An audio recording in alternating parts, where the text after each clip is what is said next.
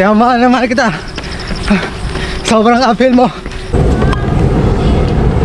Solo self-support. Traffic pa tayo. Hello guys, good morning. Hello guys, samahan nyo ako mag-attempt ng full marathon distance. Ito yung tatakbo tayo, kukunin natin ang 42 kilometers sa ilalim ng 4 na oras.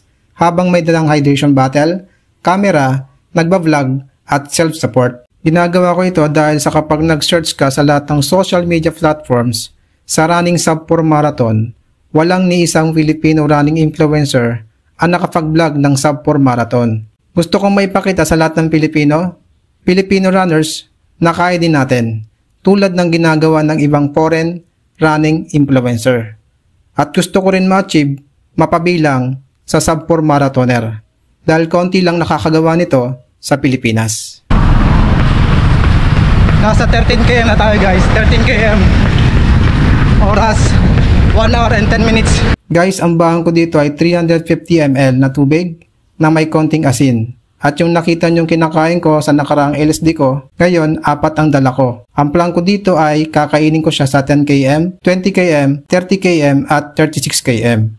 Every 5 km ako umiinom ng tubig. Nasa 15 km na tayo. Ngayon nagbahon ako. 350 ml to. Hindi na tayo dumaan doon sa binibilang ko ng tubig.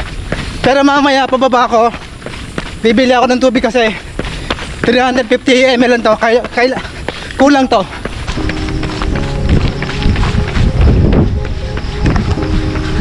Ito yung paborito kong uphill.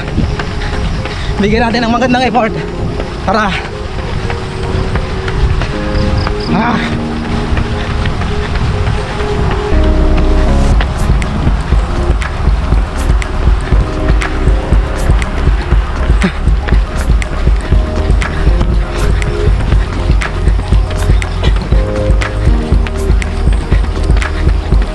Hi!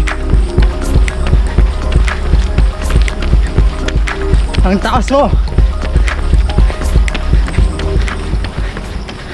Kaya mahal na mahal kita. Sobrang uphill mo. Hi!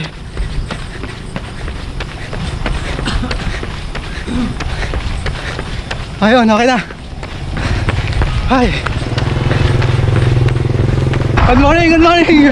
Nabutan ko rin! Grabe ang lakas ni ma'am. Alam niyo ba guys itong tinatakbuhan ni ma'am? Matarik na mahaba. Sana, ikaw din. Subukan mo din tumakbo nang malaman mo kung gaano ka rin kalakas. Guys, nasa 21.6 na tayo. Oras, 2 hours. Oras ngayong umaga, 6:39.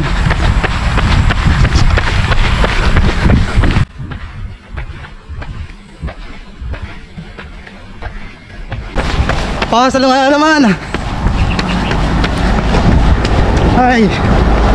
Ang hirap ng rutang ito dahil sa malayo na yung natatakbo mo at meron pang susulpot na biglang tarik at kung hindi ka sanay at walang elevation ng tinatakbuhan mo, ubos ka kagad dito.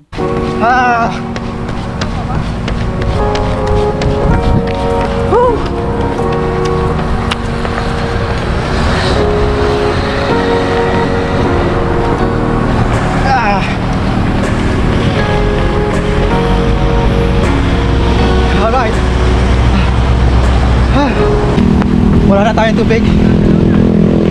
Pero nung pinagbibilan doon sa may labas ng Nabali, sa may entrance, sana bukas. Nasa 28 km na tayo.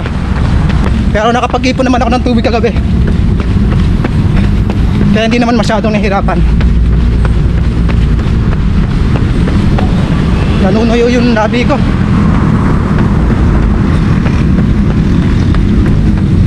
Sana kayanin. Bala kong i-break ngayon yung PR ko sa marathon.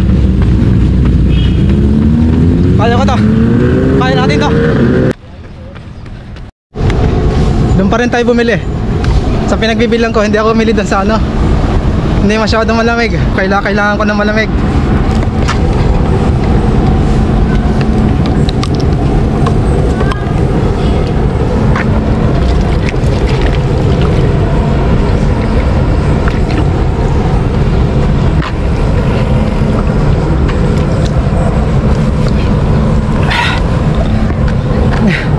Ang hirap ng walang ano, solo self-support.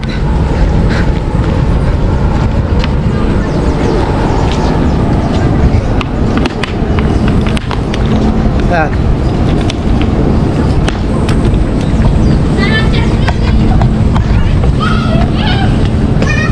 Nasa 28.33 na tayo.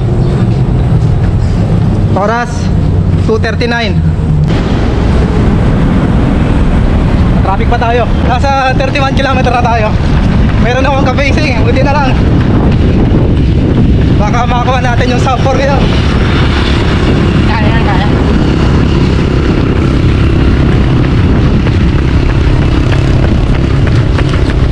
Oras natin 2 hours and 54. Grabing init. Pero tatapusin ko to. Nandito na ako. Hindi pwedeng hindi. Tatapusin ko to. Kukunin natin yung sub 4 ngayon.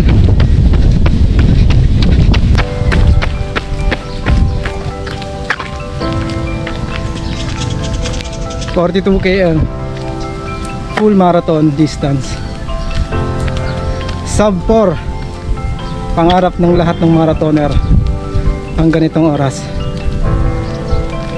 3 hours and 59 minutes.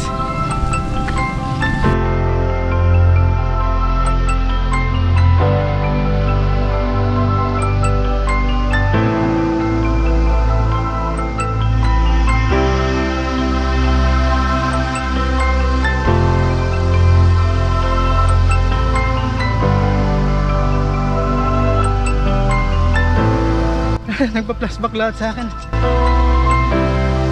Hindi ko akalain na magagawa ko din yung ginagawa ng iba. Maraming hindi naniwala at nagduda. Meron pa nga nagsabi sa akin, hindi mo kaya yun. At minsan, nagduda rin ako sa sarili ko. Pero nakatono, sobrang committed talaga ako sa simpleng pangarap na ito bilang isang marathoner, running influencer. At sana, lahat tayo makagawa nito para sa kapwa natin na ang tingin sa kanila ay wala ng pag-asa. Sana, wag natin i-judge yung mga taong gustong magpilit sa buhay at tulungan pa natin.